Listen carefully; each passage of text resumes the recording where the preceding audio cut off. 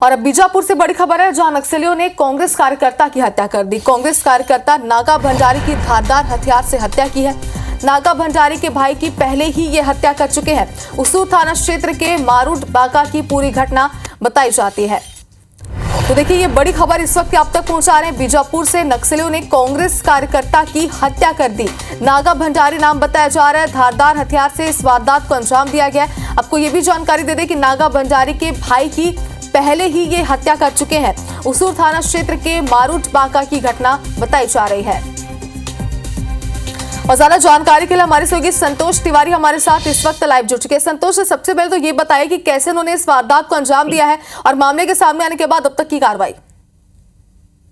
जी, आपको बता दूं कि ये मारूड बाका लिंगापुर का इलाके का मामला उसूर थाना क्षेत्र के अंतर्गत मारूड बाका में लंबे समय के बाद फिर एक बार माओवादी ने खूनी का खेल खेला है। कर्रे गुट्टा में जो नक्सल ऑपरेशन चल रहा था, जिस दरमियान लगभग 20 दिन हो गया, 20 दिनों से माओवादी ने किसी प्रकार का कहीं घटना को अंजाम नहीं दिया था। किसी प्रकार की उपस्थिति या किसी भी प्रकार का वहां पे मौजूदगी का कोई इशारा नहीं मिला था।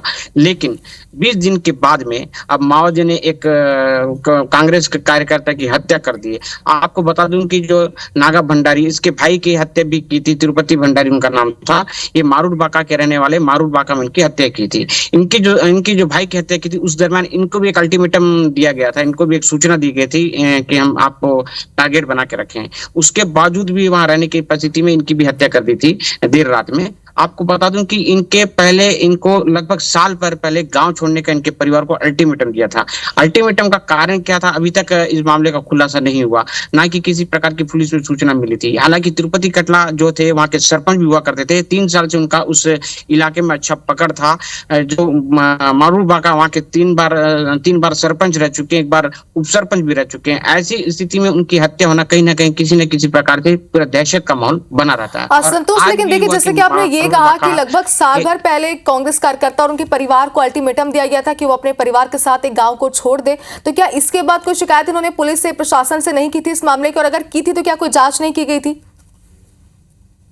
जी, आपको बता दूं कि जो सूचना मिली अपने जो सूचना तंत्र से, इन्होंने पुलिस को किसी प्रकार की ये सूचना नहीं दी थी और पुलिस से किसी प्रकार की इनके पर कार्रवाई किया गया था। हालांकि वहाँ के ग्रामीण और वहाँ के रहवासी जरूर बोले थे कि आप लोग गांव छोड़कर चले जाओ, क्योंकि कभी ना कभी किसी न किसी प्रकार की घटना को अंजाम दे सकते हैं।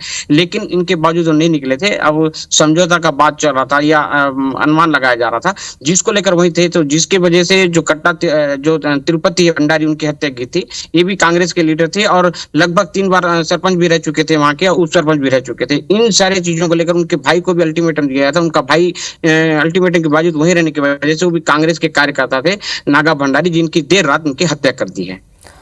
चलिए संतोष, देखिए, ये गंभीरता का विषय है, क्योंकि देखिए, पहले अल्टीमेटम दिया गया गांव छोड़ दे, लेकिन उसके बाद समझौते के लिए परिवार वाले यहां पर बैठे रहे, लेकिन उसके बाद इस तरीके से हत्या कर दी गई। आगे इस पूरे मामले पर क्या जांच की जाती है और किस तरीके के एक्शन होते हैं, इसे लेकर अपडेट लेंगे आपसे। बहुत शुक्रिया पूरी जानकारी के लिए।